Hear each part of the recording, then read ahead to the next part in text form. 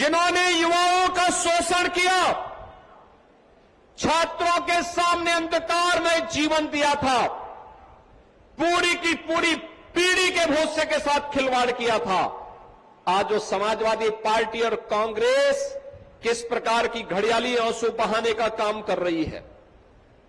हम आभारी हैं प्रधानमंत्री मोदी जी के प्रति, जिन्होंने छात्रों के भविष्य को देखते हुए पिछले 3 दिनों के अंदर बड़े बड़े निर्णय लिए हैं। उन्होंने कहा था, प्रधानमंत्री मोदी जी ने घोषणा की और केंद्रीय कैबिनेट ने कल निर्णय लिया कि छात्रों के भविष्य के साथ खिलवाड़ करने वाले नकल माफिया को कम से कम 10 वर्ष की सजा और 10 करोड़ रुपए तक की फाइन की व्यवस्था करेगी। कैबिनेट ने पास कर लिया है। अब सोमवार को देश की संसद में यह बिल आने वाला है। मान करके चलिए, माफिया मिट्टी में मिलेंगे, कोई रोक नहीं सकता माफिया को मिट्टी में मिलने से। ये नकल माफिया, ये कांग्रेस और समाजवादी पार्टी की विरासत है।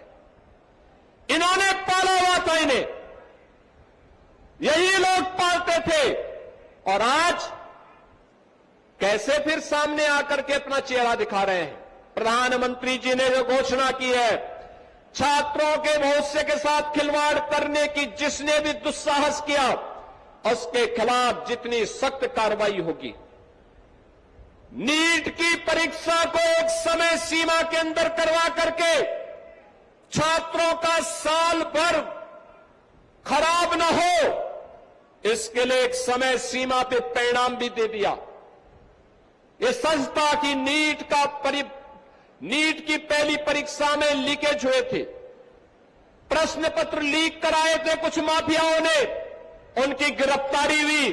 और कल आपने देखा होगा, नेशनल टेस्ट एजेंसी जो थी एनटीए के 37 अधिकारियों को बर्खास्त कर दिया गया। सेवाएं हमेशा के लिए समाप्त, हमेशा के लिए समाप्त। कुछ लोगों की गिरफ्तारी की गई है, उनकी संपत्तियां जब्त होंगी, उन्हें सजा होगी।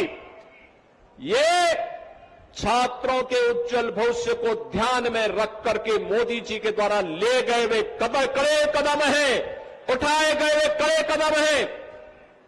जिन छात्रों के जीवन, जिन छात्रों का उज्जवल भविष्य पर इस देश का उज्जवल भविष्य निर्भर करता है। और मैं प्रधानमंत्री मोदी जी के द्वारा उठाए गए इन कड़े कदमों का हृदय से स्वागत करता हूं, उनका अभिनंदन करता हूं और आभार व्यक्त करता हूं कि प्रधानमंत्री जी, आपने छात्रों के लिए, आपने युवाओं के लिए पिछले 12 वर्ष में अनेक कदम उठाए हैं।